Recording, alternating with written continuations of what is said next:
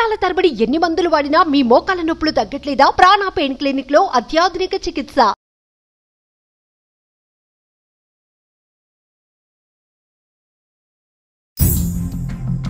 Welcome to అందమైన జీవితం. నమస్తే డాక్టర్ గారు. నమస్తే జయ గారు. నమస్తే.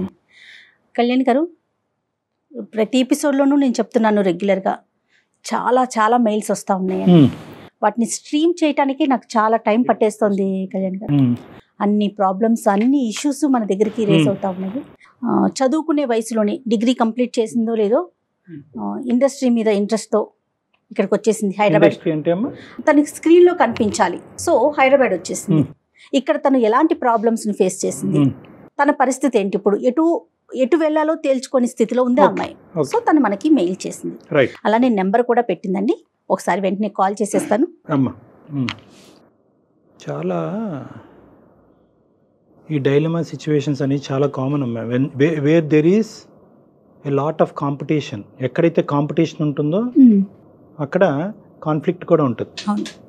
అందులో రంగుల ప్రపంచం కదా కళ్యాణ్ గారు, వెరీ అట్రాక్టివ్, చాలా యూత్ ని మరీ ముఖ్యంగా ఇన్ఫ్లుయెన్సింగ్. హలో హేమలత అండి? అవును మేడం. నేను జయానండి, అందమైన జీవితం ప్రోగ్రామ్ నుంచి కాల్ చేస్తున్నాను. నమస్తే మేడం. నమస్తే అండి, మీతో మాట్లాడొచ్చా? మాట్లాడొచ్చు మేడం. రైట్, మీ మెయిల్ అంతా నేను చూసానండి. డాక్టర్ గారికి బ్రీఫ్గా చెప్పాను. నాతో పాటు డాక్టర్ కళ్యాణ్ చక్రవర్తి గారు కూడా ఉన్నారు. బ్రీఫ్గా కొంచెం మీ ఇష్యూ ఏంటి, మీరు ఏం కోరుకుంటున్నారు అందమైన జీవితం నుంచి? హేమలత నమస్తే అమ్మా, నేను డాక్టర్ కళ్యాణ్ చక్రవర్తి. నమస్తే డాక్టర్ గారు. నమస్తే అమ్మా. నమస్తే అమ్మా. చెప్పండి అమ్మా, సమస్య ఏంటి? ఫస్ట్ మీ వయసు ఎంత, మీరు ఏ ఊరు, ప్రస్తుతం ఎక్కడున్నారు? సార్ ఇప్పుడు నాకు 26 ఇయర్స్ అండి. మాది నెగిటివ్ ప్లేస్ వచ్చి రాజమండ్రి. రాజమండ్రి, ఓకేనమ్మా. ప్రస్తుతానికి హైదరాబాద్ లోనే ఉంటున్నా. ఇక్కడే ఉన్నారు. మ్యారేజ్ అయిందమ్మా? మ్యారేజ్ కాలేదండి. క్వాలిఫికేషన్ అమ్మా, చదువుకున్నారా? డిగ్రీ డిస్కంటిన్యూ అండి. ఓకే, చెప్పండి అమ్మా. అయితే డాక్టర్ గారు, ఇప్పుడు నాకు ఎటు అర్థం కాని పరిస్థితి డాక్టర్ గారు. నాకు చావు ఒకటే కనిపిస్తుంది కళ్ళ ముందు. నేను సర్వం కోల్పోయాను. నేను యాక్టర్ అవుదామని వచ్చాను డాక్టర్ గారు. నాకు స్క్రీన్ మీద కనిపించడం అంటే చాలా ఇంట్రెస్ట్. ఇప్పుడు నేను ఒక అతని చేతిలో మోసపోయాను. నేను ముందుకు ఎలా వెళ్ళాలో నాకు ఏంటో ఏం అర్థం కాక యూట్యూబ్ లో మీరు అందమైన జీవితం ప్రోగ్రామ్ చూసి మీకు మెయిల్ చేశాను డాక్టర్ గారు. బాధపడకండి హేమలత. మీరు మాకు మెయిల్ చేశారు, చాలా ధైర్యంగా మెయిలే పెట్టారు కదా, ధైర్యంగా ఉండాలి. నా కళ్ళ ముందు నా చావే కనబడుతుంది. అయ్యో లేదు. నో అమ్మ, every problem as a solution. ధైర్యంగా ఉండు. బహుశా నువ్వు ఎవరికి చెప్పుకోలేక మాకు చేసినట్టున్నావు. ఎప్పుడైతే చెప్పటం మొదలు పెడతావో ఆటోమేటిక్గా నీకు సొల్యూషన్ కనిపించడం మొదలవుతుంది. ఫస్ట్ ఫ్యాక్ట్స్ చెప్పమ్మా. నీ ఇమోషన్స్ అనేది కొద్దిగా నిన్ను నువ్వు ఓదార్చుకుంటూ ఫ్యాక్ట్స్ చెప్పండి. చిన్నప్పటి నుంచి నాకు యాక్టింగ్ అంటే చాలా ఇంట్రెస్ట్. స్కూల్లో కానీ కాలేజ్ లో కానీ నేను బాగా ప్రోగ్రామ్స్ లో పర్ఫార్మెన్స్ చేసేదాన్ని, బాగా యాక్ట్ చేసేదాన్ని. అడిగి మరి నేను చిన్న క్యారెక్టర్లు అన్నా చేసేదాన్ని. మా ఫ్రెండ్స్ అంతా నువ్వు చాలా బాగున్నావు, బాగా యాక్ట్ చేస్తున్నావు, నువ్వు యాక్టర్ అవుతావు, నువ్వు ట్రై చేయొచ్చు కదా అనేవారు. ఇంకా నాకు చిన్నప్పటి నుంచి ఇంకా అదే విషయం నేను మైండ్ లో పెట్టుకున్నాను. అలా పెట్టుకుంటుండగా ఇంట్లో కూడా తెలుసు నాకు యాక్టింగ్ అంటే ఇష్టం అని. పిచ్చి ఎక్కువైపోతుంది, ఇందుకు పెళ్లి చేయాలనేసి వాళ్ళు ఆలోచించారు మేడం. ప్రపంచం పొగట్టమే గానీ ఇంట్లో వాళ్ళు అయితే మాత్రం అది ఎంకరేజ్ చేయలేదు ఏమ్మా? ఇంట్లో వాళ్ళు చేయరండి. చాలా పద్ధతి గల ఫ్యామిలీ, ఇంట్లో అసలు ఒప్పుకోరు. ఇలా 3-4 సంబంధాలు చూసారు సార్. చూసిన తర్వాత ఒకటి ఓకే చేశారు. నాకు తెలియకుండా ఓకే చేసి మన్నాడే నీకు నిశ్చితార్థం రేపు అని చెప్పారు. ఆ రోజు ముందు రోజు చెప్పారు నాకు. ఆర్థిక పరిస్థితి అమ్మా ఇంట్లో నాన్నగారికి? ఆర్థిక పరిస్థితి బాగానే ఉందండి మాకు. నాన్నగారు ఫైనాన్స్ ఇస్తారు, ఫైనాన్స్ బిజినెస్ బాగానే ఉంది. సో ఒక రోజు ముందే నీకు చెప్పారు ఏమ్మా? ఎందుకమ్మా అంత లాస్ట్ మినిట్ చెప్పాల్సిన అవసరం ఏముంది? అంటే నాకు యాక్టింగ్ అంటే ఇంట్రెస్ట్, నా మ్యారేజ్ ఒప్పుకోనని వాళ్ళకి కూడా కొంచెం అర్థమైంది నా గురించి. అంతకు ముందు ఏమైనా సంబంధాలు వస్తే కొట్టేశారమ్మా మీరు? లేదండి, లేదు. అంటే నాకు తెలియకుండా మ్యారేజ్ చేసేద్దాం అనేసి వాళ్ళు నిశ్చయించుకున్నారు. సరే చెప్తాను. ఓకేనమ్మా. తర్వాత మర్నాడు నిశ్చితార్థం పెట్టుకున్నారు. నేను ఒకవేళ చెప్పినా ఇంట్లో ఒప్పుకోరు. నేను నెక్స్ట్ ఇయర్ చేసుకుందామని పోస్ట్ పోన్ చేద్దాం అనుకున్నా కూడా వాళ్ళు వినేటట్లేరు. వినేటట్లేకపోతే నేను నాకేం చేయాలో అర్థం కాక ఇంట్లో కొంచెం గోల్డ్, నా పెళ్లికని గోల్డ్ చేయించి పెట్టారు ముందుగానే. గోల్డ్ కొంచెం 30,000 మనీ తీసుకుని ఆ నైట్ నేను ట్రైన్ ఎక్కి హైదరాబాద్ కి వచ్చేసాను. ఇక్కడ ఎవరైనా పరిచయాలు ఉన్నాయా హేమలత మీకు హైదరాబాద్ రావటానికి? మేడం నాకు ఇక్కడ ఎవరు ఏం తెలియదు మేడం. డైరెక్ట్ గా వచ్చేసారు ఇంకా? సికింద్రాబాద్ కి వచ్చాను. వచ్చి అక్కడే 3 days అలా లాడ్జ్ లో ఉన్నాను. ఇది కరెక్ట్ కాదు, ఇలా లాడ్జ్ లో ఉండకూడదు అనేసి అలాగ కొంచెం అటు ఇటు కొంచెం చూసుకుని ఒక రూమ్ తీసుకున్నాను మేడం. రూమ్ తీసుకుని ఫ్యామిలీ ఉన్న పక్కనే ఉండేదాన్ని. Okay okay. ఉంటే ఆంటీ వాళ్ళు ఏంటమ్మా ఒకదాని ఉన్నావు, ఎలా వచ్చావు, దేని గురించి, స్టడీ గురించి ఏంటని అన్ని అడిగారు. ఆంటీకి లేదు ఆంటీ నాకు యాక్టింగ్ అంటే ఇంట్రెస్ట్, దాని గురించి వచ్చాను, ఇప్పుడు నాకు ఏం చేయాలో ఏంటి ఏం అర్థం కావట్లేదు అంటే, అమ్మా నువ్వు ఇక్కడ ఉండడం కరెక్ట్ కాదు, నువ్వు జూబ్లీహిల్స్ బంజారాహిల్స్ అటు వెళ్ళి ఆఫీసులు ఉంటే అక్కడ ట్రై చేయి అని చెప్పారు ఆంటీ. పెళ్లి అనేటటువంటి అంశం లేకపోయినా నా గోల్ నన్ను రీచ్ అవడానికి మా తల్లిదండ్రులకి ఇష్టం లేదు కాబట్టి ఈ గోల్ ఫుల్ఫిల్ చేసుకోవడానికి నా గమ్యం నేను చేరడానికి ఎప్పటికైనా నువ్వు బయటకు వచ్చుండేదాన్ని. ఎప్పటికైనా నేను బయటకు వచ్చేదాన్ని, లేట్ గానే వచ్చేదాన్ని డాక్టర్ గారు. ఈ పెళ్లి అనేటటువంటి అంశం మాత్రం, పెళ్లి చూపులు అనే అంశం మాత్రం అగ్గికి ఆర్జం పోసినట్టు నువ్వు ఇమీడియట్ గా డెసిషన్ తీసుకునేటటువంటి విధంగా అది మార్చింది. Right, got it. Okay, aunty నీకు సముదాయించి ఇక్కడ కాదమ్మా నువ్వు జూబ్లీ బంజారాహిల్స్ లో వెళ్ళి ఉండు, అక్కడ నీకు ఆపర్చునిటీస్ ఉంటాయి, ఫిలిం నగర్ రండి అనంట. ఏమైందమ్మా తర్వాత? డాక్టర్ గారు నేను కృష్ణానగర్ లో నేను ఇల్లు తీసుకుని ఉన్నాను. అలా కొన్ని రోజులు ఉన్న తర్వాత నాకు ఒక డైరెక్టర్ పరిచయం అయ్యాడు డాక్టర్ గారు. ఆయన ఫ్రెండ్లీగా మాట్లాడేవాడు. మాట్లాడుతూ నేను నాకు ఇలా నేను యాక్టర్ అవుదామని వచ్చాను, నాకు చాలా ఇంట్రెస్ట్ స్క్రీన్ మీద కనిపించడం, ఏమన్నా మంచి క్యారెక్టర్ ఉంటే చూపిస్తారంటే, నాకు వాళ్ళ తెలుసు వీళ్ళ తెలుసు, నేను డైరెక్టర్ అది ఇదని చెప్పి నా స్టిల్స్ అవి తీసుకుని నన్ను కూడా 2-3 సార్లు ఆఫీసులు తీసుకెళ్తూ వాళ్ళు వెళ్ళి పరిచయం చేశారు డాక్టర్ గారు. డైరెక్టరా, సో కాల్డ్ డైరెక్టరా?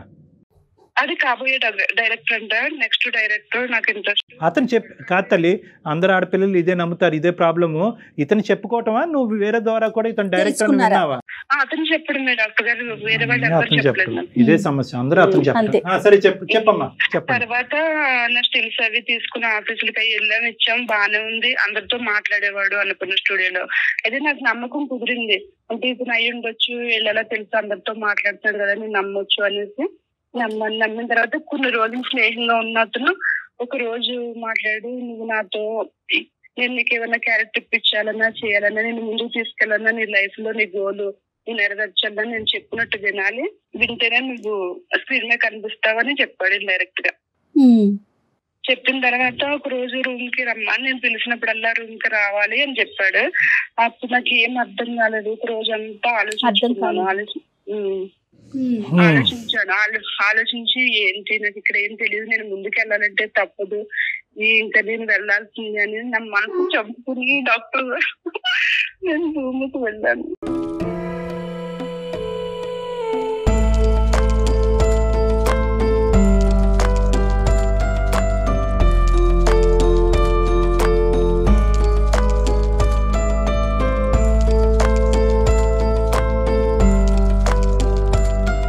ఇప్పుడు ఏం చేయం లాభం అమ్మా, అంబిషన్ ఉండొచ్చు కానీ అంబిషన్ ఆలోచన కప్పేయకూడదమ్మా.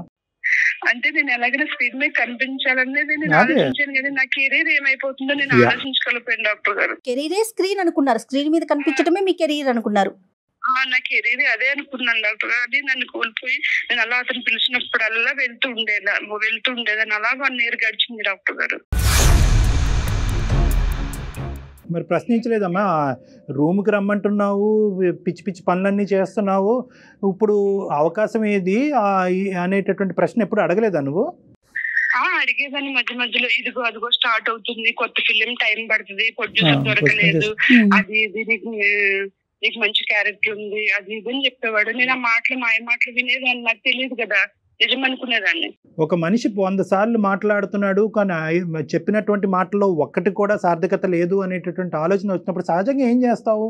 ఇంట్లో వంట ఆమెను కానీ, కిందింటి అంకుల్ని కానీ, పక్కింటి ఆంటీని కానీ, ఎవడండి వీడని ఒక మాట అడుగుతావా లేదా?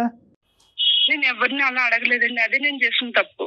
ఏంటి 1 year పాటు గుడ్డిగా నమ్మేశాను. నాకు ఆఫీస్ నుంచి ఫోన్లు వచ్చాయి. డౌట్ రాలేదా హేమలత మీకు? చెప్పండి. లేదు మేడం, ఆఫీస్ నుంచి కూడా ఫోన్లు వచ్చాయి, మేడం 3 months లో షూట్ ఉంది వచ్చాయి. నాకు నమ్మకం కుదిరింది, వాళ్ళు ఫోన్ చేస్తుండే, అవును నిజమే క్యారెక్టర్లు ఉన్నాయేమో అది ఇదని నేను గుడ్డిగా నమ్మాను. 3 days నుంచి ఫోన్ రాలేదు మేడం, నేను చేస్తే కూడా స్విచ్ ఆఫ్ వచ్చింది అతన్ని. అప్పుడు నేను ఏం చేశాను మేడం, నేను డైరెక్ట్ ఏమైందో ఏంటో అనేసి తన ఫ్లాట్ కి వెళ్ళాను. ఫ్లాట్ కి వెళ్తే లాక్ వేసి ఉంటే ఏం చేయాలో అర్థం కాక వాచ్మెన్ అడిగాను, ఏమైంది అంకుల్ ఇక్కడ లేరా అంటే, లేదమ్మా 4 days అయింది ఖాళీ చేసి నీకు చెప్పలేదా అంటే, చెప్పలేదు అనేసి అన్నాను. అన్న తర్వాత డైరెక్టర్ గారు కదంటే, లేదమ్మా అతను డైరెక్టర్ కాదు, మా పిల్ల ఏదో చిన్న వర్క్ చేస్తాడు, డైరెక్టర్ నీకు చెప్పాడా, కనీసం నన్ను కూడా ఒకసారి అడగలేదు నువ్వు అనేసి అతను అన్నాడు. అప్పుడు తెలిసింది మేడం అతను నాకు డైరెక్టర్ ఇండస్ట్రీ పర్సన్ కాదని. ఇండస్ట్రీ పర్సన్ కాదని నాకు అప్పుడు అర్థమైంది. నాకు అర్థమైనప్పుడు నేను మొత్తం నన్ను నేను కోల్పోయాను మేడం. నన్ను నేను కోల్పోయాను. నా గోల్ అంతా నా గోల్ నాకు కనిపిస్తుంది మేడం. నన్ను నేను సర్వస్వం కోల్పోయాను. నా ఆశలన్నీ అడాసలు చేసి వెళ్ళిపోయాడు మేడం. ఫోన్ కూడా పని చేయట్లేదు. నువ్వు ఆర్థికంగా ఎలాగ అక్కడ ఈ 1 year పాటు ఉన్నావు? ఈ ఫ్లాట్ అన్నావు, రెంట్ అన్నావు, ఇవన్నీ ఎవరు కట్టేవారు? నీ తిండికి ఎవరు కాంట్రిబ్యూట్ చేసేవారు? ఇది ఓన్లీ శారీరక పరమైనటువంటి వాడికి ఒక్కటేనా, ఆర్థిక పరంగా కూడా నిన్ను మోసం చేశాడు? నాకు అతను ఏం చూడలేదు. నేను గోల్డ్ తెచ్చుకున్నాను 10 తులాస్. ఆ గోల్డ్ నేను ముత్తూట్ ఫైనాన్స్ లో పెట్టుకుని తర్వాత నేను 30,000 తెచ్చుకున్నాను కదా, అలాగే జాగ్రత్తగా ఖర్చు పెట్టుకుంటూ మెయింటైన్ అయ్యాను. అదేనమ్మా, ఈ మహానుభావుడు ఏమన్నా అందులో పీల్చాడా? నాకేం ఇచ్చేవాడు కదండి, నాకేం ఇవ్వలేదు. నేను కూడా ఎక్స్పెక్ట్ చేయలేదు. అసలు ఇంకా ఇచ్చేది ఎక్కడ, ఇవ్వటం కాదు, మీ దగ్గర తీసుకున్నాడా అనేది మా ప్రశ్న. నేనే ఖర్చు పెట్టేదాన్ని. వెళ్ళినప్పుడు గట్రా నేనే ఖర్చు పెట్టేదాన్ని. అప్పటి నుంచి నేను 1 రూపాయి కూడా నేను ఆశించలేదు, తీసుకోలేదు. తర్వాత నేను మేడం ఇంకెటు దారి లేదు, నా డబ్బులు అయిపోయింది, నా గోల్డ్ కూడా లేదు. అప్పుడు నేను పార్ట్ టైం జాబ్ చూసుకున్నాను మేడం. 5 hours పార్లర్ లో, అది 15,000 అలా ఇచ్చేవారు. జాబ్ చేసుకుంటూ కూడా మేడం నేను నా గోలే కనిపించింది. సర్లే మోసపోయి నేను ఇంకా ముందుకు వెళ్ళాలి, నా గోల్ నేను ఎందుకు వచ్చాను నేను అది చూసుకోవాలనేసి నేను పార్ట్ టైం జాబ్ చేసుకుంటూనే నేను ఆఫీసుల చుట్టూరు తిరుగుతూ నా స్టిల్స్ అవి ఇచ్చుకుంటా, ఫోన్ నెంబర్లు ఇచ్చుకుంటూ వెళ్ళేదాన్ని మేడం. అక్కడ కూడా వాళ్ళు నన్ను అదోలాగా చూడడం, నువ్వు నన్ను క్యారెక్టర్ ఇస్తే నువ్వు మాకేమిస్తావు అది ఇదని హేళనగా మాట్లాడేవారు మేడం. ఓకే, ఇలాగే జరుగుతుంది. పేరెంట్స్ తో కాంటాక్ట్ ఏంటి నాన్న? ఏమయ్యారు పేరెంట్స్? ఏమయ్యారు పేరెంట్స్ తో నేను కాంటాక్ట్ కాలేదండి. కాకపోతే నా క్లాస్మేట్ అమ్మాయి ఉంది, నేను అప్పుడప్పుడు కాల్ చేస్తాను. ఆ మమ్మీ డాడీ గురించి చెప్తుంది కానీ నా గురించి వాళ్ళకి చెప్పదు. నా ఫ్రెండ్ వాళ్ళ వైపు నుంచి కాల్ రావటం కానీ వాళ్ళు ఏమన్నా మీతో మాట్లాడే ప్రయత్నం కానీ ఎప్పుడు జరగలేదా ఈ 1 year లో? లేదు మేడం, నేను వచ్చేటప్పుడే నేను సిమ్ తీసేసాను, వేరే కొత్త సిమ్. మీ కాంటాక్ట్ వాళ్ళ దగ్గర లేదు? లేదు, నా ఫ్రెండ్ కాంటాక్ట్ ఉంది, తనకి అప్పుడప్పుడు నేనే చేసి మాట్లాడేదాన్ని. మీ ఫ్రెండ్ అడిగేవారట అమ్మ వాళ్ళు, ఇది ఎక్కడుంది ఏంటి నీకేమన్నా తెలుసా అని అమ్మాయిని ఏమైనా ఎంక్వైరీ చేసేవారట? లేదండి, నన్ను అంటే అసైన్ చేసుకుంటున్నారంట. ఇంట్లోంచి వెళ్ళిపోయింది, మా మంచి ఫ్యామిలీ, ఇప్పుడు మేము తలెత్తుకు తిరగలేకపోతున్నాం, మాకు అది ఉన్నా సచిన ఒకటే అని నా ఫోటోకి దండేశారంట మేడం. నాకు పిండం కూడా పెట్టేశారంట మేడం. నాకు వెళ్ళడానికి కూడా లేదు మేడం. ఇప్పుడు నేను ఇక్కడ ఎలా బ్రతకాలి? నేను ఊరు వెళ్తే అమ్మ నాన్న నన్ను యాక్సెప్ట్ చేయదు, ఊరు వెళ్ళడానికి లేదు. నేను ఇక్కడ ఎలా ముందుకు వెళ్ళాలి? నేను ఈ చిన్న జాబ్ చేసుకుంటూ బ్రతకాల? నా గోలు, నా ఆశ, నేను ఎందుకు వచ్చాను ఇప్పుడు నాకు కొంచెం మార్పుగా ఉంది madam. There are thousands of questions. Okay, నీ ఫ్యూచరు, నీ యాంబిషన్ ఒకటే కాదు. ఈరోజు నువ్వు ఒక మనిషి చేతిలో మోసపోయావు. ఇప్పుడు వెనుదిరిగితే కనుక ఇంటి తలుపులు తెరుచుకుంటాయా లేదా, మీ తల్లిదండ్రులు నిన్ను ఆహ్వానిస్తారా లేదా అనేటటువంటి పెద్ద ప్రశ్న. మూడోది ఏంటంటే, నీకు తెలియనటువంటి ఇంకో భయంకరమైంది ఏంటంటే, ఏదైతే మీ ఫ్రెండు చాలా సూపర్ఫిషియల్గా నీకు కమ్యూనికేట్ చేస్తుంది కానీ ఖచ్చితంగా మీ తల్లిదండ్రుల యొక్క మానసిక పరిస్థితి, ఆరోగ్య పరిస్థితి, ఏ వివరాలు నీ వరకు చేరలేవు. సో చాలా ప్రశ్నలు ఉన్నాయి. This is not a simple thing. నీలాంటి అమ్మాయిలు ఈ ఇండస్ట్రీ అనేటటువంటిదో లేదంటే ఇంకో ఇండస్ట్రీ అనేదే కాకుండా ఏ ఇండస్ట్రీ అయినా, ఏ కంపెనీ అయినా, ఏ ఫ్యాక్టరీ అయినా, ఏ కెరియర్ అయినా కూడా మోసపోయేటటువంటి తత్వం నీలో ఉంటే కనుక మోసం చేయడానికి 100 మంది ఉంటారు. అది ఎక్కడైనా నాట్ అబౌట్ దిస్ ఇండస్ట్రీ అంటే కనుక ఈ రంగులు కదండి. మనుషుల్ని నమ్మకంగా అందరిని నెగిటివ్ గా చూసుకుంటే ఎలా పోతాడు డాక్టర్ గారు? నమ్మకం ఉంటేనే కదా ముందుకు వెళ్తాము. నమ్మకం అనేటటువంటిది ఈజ్ ఆల్వేస్ కండిషనల్ అమ్మా. ఎస్పెషల్లీ వయసులో ఉండేటటువంటి ఒక ఆడపిల్లకి నమ్మకం అనేటటువంటి ఆస్పెక్ట్ ఒక కండిషనల్.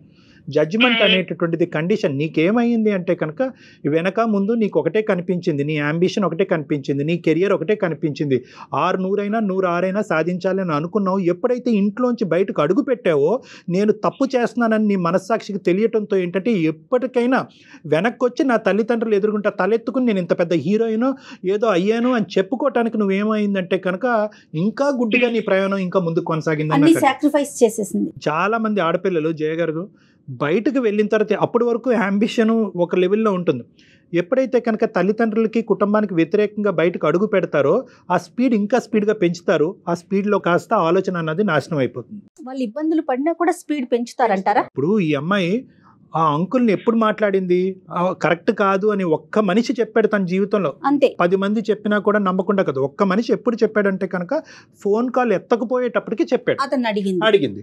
అంటే అప్పటి వరకు వేరే వ్యక్తిని ఈ వ్యక్తి గురించి తెలుసుకోవాలని ఎందుకు అనుకోలేదంటే అతను మాటకారి అయి ఉండొచ్చు, మోసగాడు అయి ఉండొచ్చు, ఇదంతా వేరే విషయం. కానీ బహుశా ఈ మనిషి గురించి నేను ఎంక్వైరీ చేసినట్టుగా ఈ మనిషికి తెలిస్తే కనుక రేపొద్దున వచ్చిన అవకాశం పోతుందేమో, ఆ సపోర్ట్ కూడా ఉండదేమో. సపోర్ట్. సో ఇప్పుడున్న పరిస్థితిలో హేమ ఇప్పుడు 2 things. ఒకటి, ఎందుకు ఇలా జరిగింది అనేటటువంటి అంశం గురించి మనం డిస్కస్ చేసుకోవటం. 2, నీ మనసులో ఇప్పటికీ కూడా ఏంటి నీ యాంబిషన్, నీ గోల్.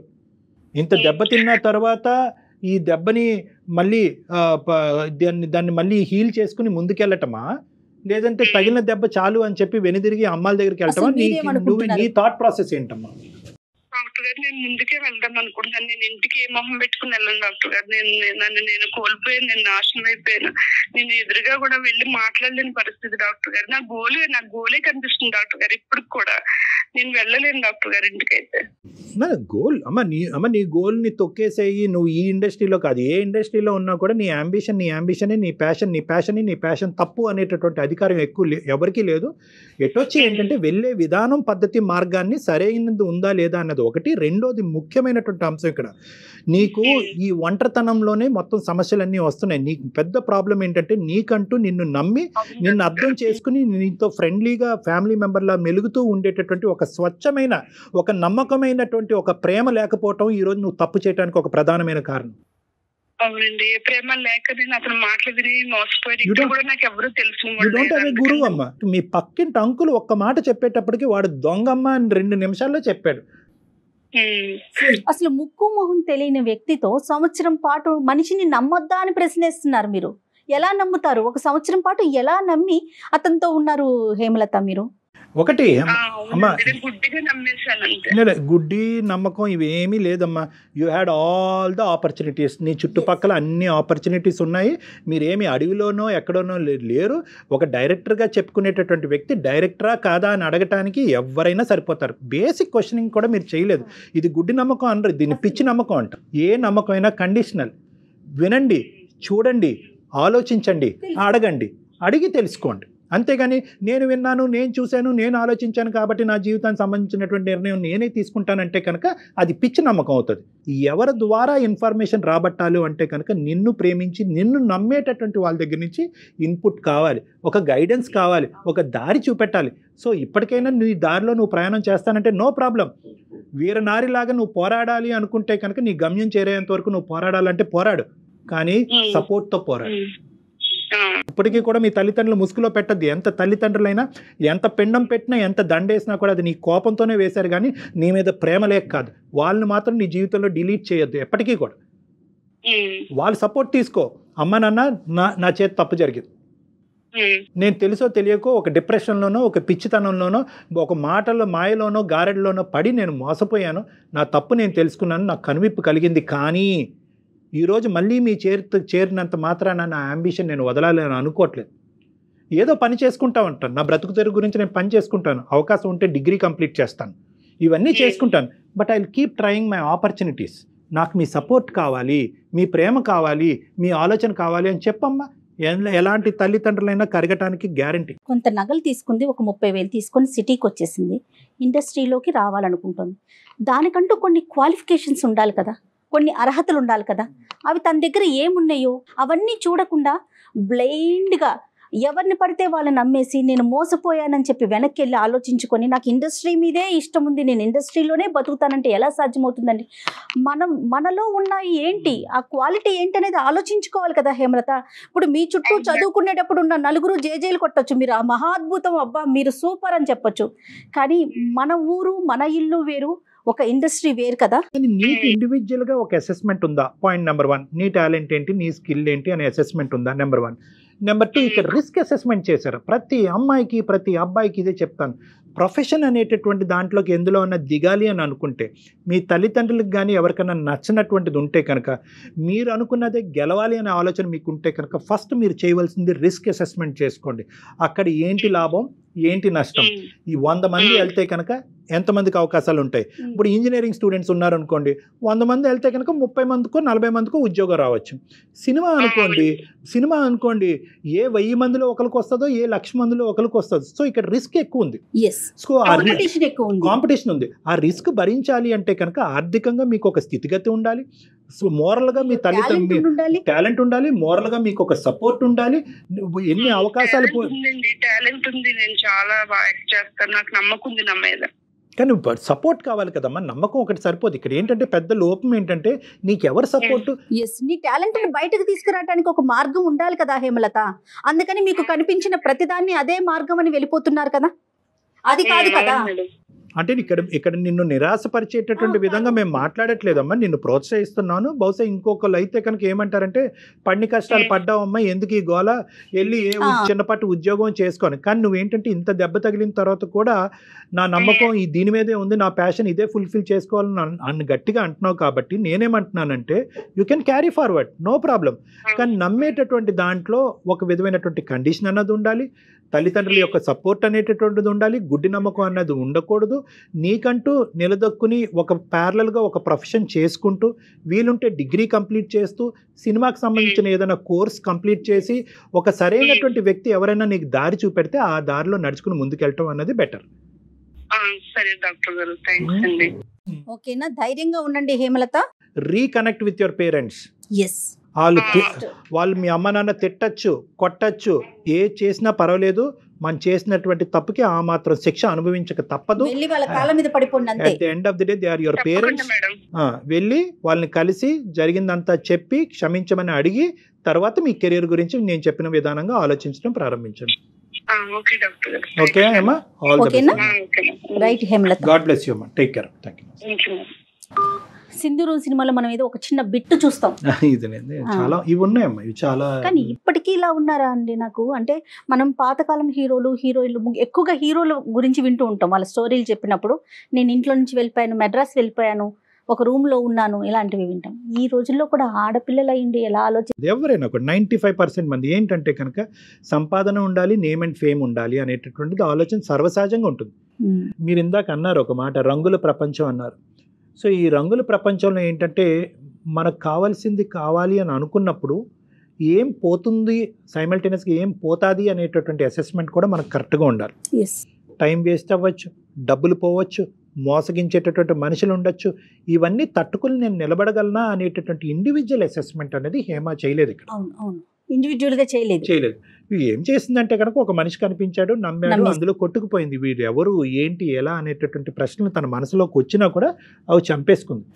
సో ఈ ఇండస్ట్రీయే కాదు జయ గారు, ఏ ఇండస్ట్రీలో అయినా కూడా మనకి ఇండివిజువల్గా ఆ రిస్క్స్ అనేటటువంటిది మనం భరించగలమా, తట్టుకునే కెపాసిటీ మనకు ఉందా లేదా అన్నది చూసిన తర్వాత నా అనేటటువంటి వాళ్ళతో తోడుగా ప్రయాణం చేయాలి, కానీ ఒంటరిగా ఇలా ప్రయాణం చేయాలి. 100% ట్రూ డాక్టర్ గారు, 100% అండి. నమస్తే అండి, ఇంకొక ఎపిసోడ్తో మళ్ళీ కలుద్దాం. నమస్తే. అందమైన జీవితం సమర్పిస్తున్న వారు అనిల్ నాయర్ క్లాసెస్. సులువైన పద్ధతిలో ఆన్లైన్ కోచింగ్ ద్వారా అత్యుత్తమ విద్యాబోధన అనిల్ నాయర్ ప్రత్యేకత.